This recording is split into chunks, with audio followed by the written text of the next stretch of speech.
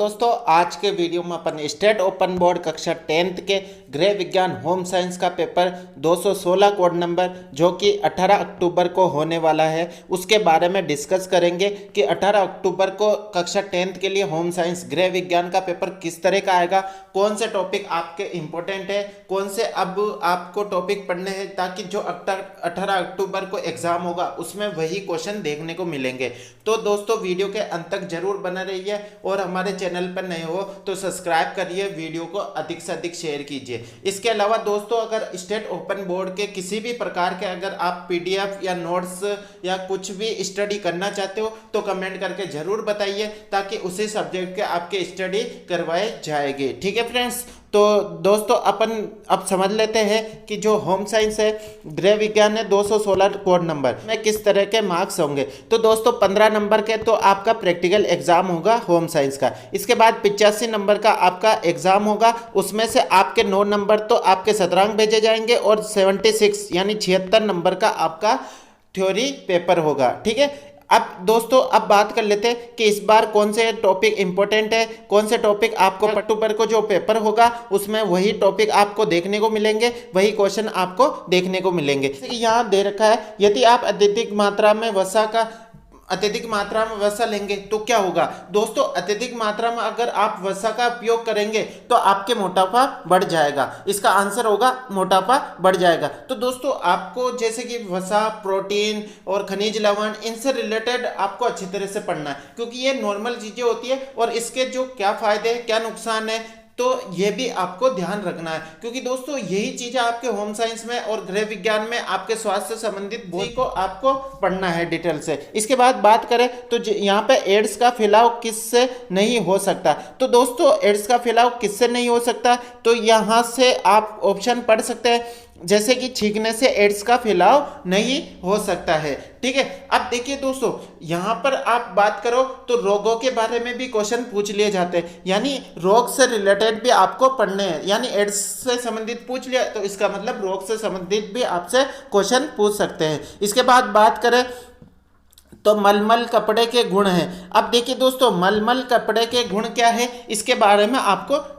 अच्छी तरह से बताना है। तो ये किस तरह से होता है, कैसा होता है, किस तरह का होता है, कड़क होता है, हल्का होता है, ढीले, फ्रैक्चर वाले भाग को किससे बांधा जाता है। तो अब देखिए दोस्तों फ्रैक्चर वाला जो भाग होता है तो उसको किससे बांधा जाता है, तो आपको ही पता होगा लकड़ी की जो छड़ होती है उसको लगाकर आपको सीधा करना है। तो लकड़ी के जो छड़ होती है उसको आपके फ्रैक्चर वाले भाग से बांधकर लगा दिया जाता है। ठीक है, इसके बाद बात करें संवातन की आवश्यकता क्यों होती है। संवातन की आवश्यकता क्यों होती है तो इसके बारे में आपको बताना है। की तरफ चले तो रोचक व आकर्षक खिलौने बच्चों को किस प्रकार विकास में सहायक होते हैं। देखिए दोस्तों जो आकर्षक करने वाले होते हैं, रोचक करने वाले जो खिलौने होते हैं वो क्या किस प्रकार जो बच्चे हैं उनके विकास में सहायक होते हैं। तो शारीरिक विकास। नेक्स्ट क्वेश्चन चले तो बच्चे के वस्त्र चुनते समय या बुनते समय आप क्या ध्यान रखोगे। तो बच्चों की जो भी आप वस्त्र बनाएंगे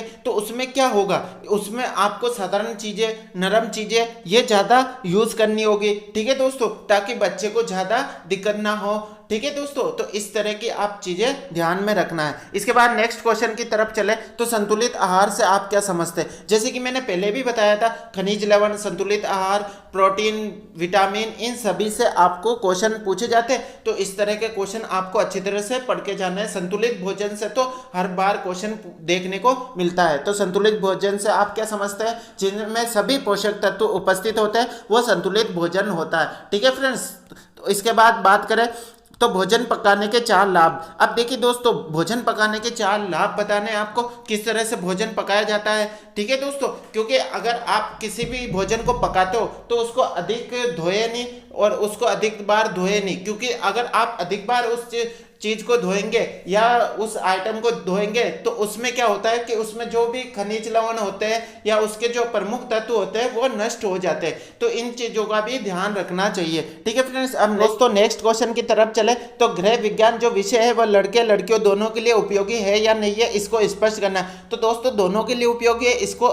डिटेल से आपको स्पष्ट करना है। इसके बाद नेक्स्ट क्वेश्चन की तरफ चले तो भोजन के मनोवैज्ञानिक कार्य क्या है। तो भोजन के मनोवैज्ञानिक कार्य लिखना है आपको यहाँ पे डिटेल से। इसके बाद बात करें तो WHO द्वारा के अनुसार स्वास्थ्य को परिभाषित कीजिए। तो WHO के अनुसार स्वास्थ्य को किस प्रकार परिभाषित किया गया है, तो आपको यहाँ पर परिभाषा देनी है। ठीक है फ्रेंड्स, इसके बाद नेक्स्ट क्वेश्चन की तरफ चले तो जैसे कि मैंने पहले भी बताया था, से रिलेटेड क्वेश्चन पूछे जाते हैं। तो यहाँ पर आपको 4 संक्रामक रोगों के बारे में डिटेल से बताना है, तो इसलिए उनके नाम भी लिखना है। दोस्तों यहाँ पे नाम लिखना है, लेकिन आपको पूरी डिटेल से जानकारी लेनी है रोगों से संबंधित, क्योंकि किसी भी प्रकार क्वेश्चन पूछ लिए जाते हैं।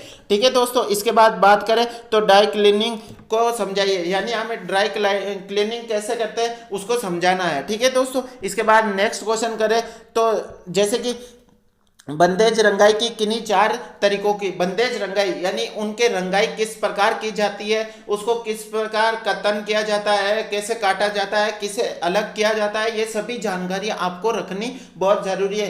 क्योंकि होम साइंस में आपको जो भी ड्रेसिंग होता है, उसके खान पान होता है, इनसे रिलेटेड ज़्यादा क्वेश्चन पूछे जाते हैं। इसके बाद बात करें तो खाना पकाने वाले गैस के सिलेंडर लीक होने की स्थिति पर आप क्या करेंगे, तो ये जो सामान्य जानकारी होती है वो भी आपके नॉलेज में होने चाहिए।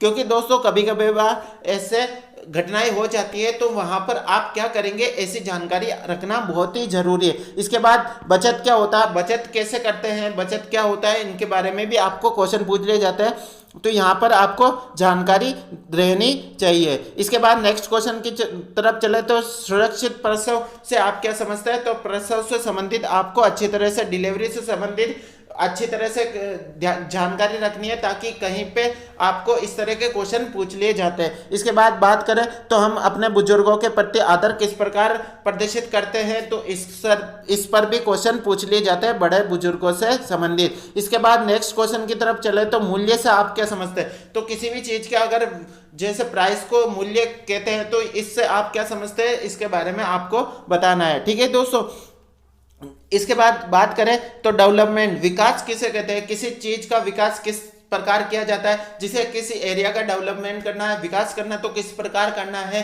विकास करने से क्या फायदे होते हैं, क्या नुकसान होते हैं, किसका नुकसान होता है, तो ये चीजें आपको ध्यान में रखनी है। इसके बाद नेक्स्ट क्वेश्चन की तरफ चले तो लोकतांत्रिक अनुशासन विधि बच्चों के विकास के लिए किस प्रकार सहायक है, तो इस तरह के भी क्वेश्चन पूछ लिए जाते हैं। इसके बाद नेक्स्ट क्वेश्चन की तरफ चले तो जैसे कि आलू के चिप्स बनाने की विधि। अब देखिए दोस्तों, कहीं कहीं पे आपको इस तरह की विधियां जरूर पूछी जाती है। गृह विज्ञान में किसी भी चीज के बारे में आपको, विधि के बारे में आपको पूछ लिया जाता है, जैसे कि हलवा कैसे बनाते हैं, आलू की चिप्स कैसे बनाते हैं, इनकी विधियां, तो आपको जो भी होम साइंस में जो भी विधियां है वो सारी डिटेल से ध्यान रखनी है और एक एक स्टेप ध्यान में रखना है। इसके बाद नेक्स्ट, सूती कपड़ों पर लगे दाग और धब्बों को कैसे हटाएंगे, तो आपको डिटेल से बताना है, जैसे कि रक्त का लगा हुआ है, घी का लगा हुआ है, लोहे के जंग का लगा हुआ है, तो इसको किस प्रकार हटाएंगे उसके बारे में बताना है। इसके बाद नेक्स्ट क्वेश्चन की तरफ चलते हैं तो संशोधन, इसके बाद नेक्स्ट क्वेश्चन की तरफ चलते हैं तो संसाधन को परिभाषित कीजिए, किन्हीं 4 गैर मानवीय संसाधन यानी जिनका मानवीय तना है। इसके बाद समय योजना तैयार करने के क्या लाभ होते हैं, तो यानी किसी भी चीज को करने के लिए आप समय योजना तैयार करते हैं तो इससे क्या लाभ होता है, तो ये आपको डिटेल से बताना है, क्योंकि इससे क्या होता है कि आप समय के अनुसार किसी भी कार्य को करते हैं तो वह स्पष्ट हो जाता है और सही होता है। इसके बाद बात करें तो उसमें सफलता भी प्राप्त होती है। इसके बाद नेक्स्ट क्वेश्चन की तरफ चले तो हैजा के रोगी की देखभाल। अब किसी भी रोग के बारे में आपको बता देंगे, इसके लाभ क्या है, इसका हानि क्या है, इसकी देखभाल क्या है, इसके रोकथाम क्या है, ये पूछ लिया जाता है। इसके बाद क्वेश्चन दे रखा है भोजन पकाने की विधियों के नाम लिखना है, किसी एक विधि का आपको वर्णन करना है। इसके बाद नेक्स्ट क्वेश्चन की तरफ चले तो मृदा प्रदूषण। अब प्रदूषण से रिलेटेड भी क्वेश्चन पूछ लिए जाते हैं, मृदा प्रदूषण, जल प्रदूषण, वन प्रदूषण, वनों की कटाई किस प्रकार रोकी जाती है, इस प्रकार के क्वेश्चन पूछ लिए जाते हैं। इसके बाद बात करें तो नेक्स्ट क्वेश्चन है उन्हीं वस्त्रों की धुलाई किस प्रकार की जाती है, यह आपको बताना है। इसके बाद नेक्स्ट क्वेश्चन है प्राथमिक उपचार। अब देखिए दोस्तों, ये बहुत ज़्यादा इंपॉर्टेंट है, प्राथमिक उपचार से क्वेश्चन बहुत ज़्यादा पूछे जाते हैं। इसके बाद नेक्स्ट क्वेश्चन की तरफ चले तो यहाँ पर आपको क्वेश्चन दे रखा है और यहाँ पर आपको मैथमेटिकली पूछा गया है। एक मध्य वर्गीय परिवार में माता पिता और 2 विद्यालय जाने वाले बच्चे हैं, तो उनकी मासिक आय 20,000 रुपये है, 20,000 रुपये है, तो उस परिवार का मासिक बजट तैयार कीजिए, इसका बजट तैयार करना है। इसके बाद नेक्स्ट क्वेश्चन की तरफ चलते हैं। तो किशोरावस्था के दौरान लड़के लड़कियों में होने वाले शारीरिक परिवर्तन। तो देखिए दोस्तों, यहाँ किशोरावस्था के दौरान लड़के और लड़कियों में होने वाले शारीरिक परिवर्तन के बारे में आपको डिटेल से बताना है। इसके बाद गर्भावस्था में देखभाल हेतु किन किन बातों का ध्यान रखना चाहिए वो भी आपको डिटेल से बताना है। इसके बाद एक उपभोक्ता के रूप में आपके सामने आने वाली समस्याओं का आपका वर्णन करना है, तो इसके बारे में डिटेल से बताना है। तो इस तरह के होम साइंस में क्वेश्चन पूछे जाते हैं और इनसे रिलेटेड आपको क्वेश्चन पूछे जाएंगे। तो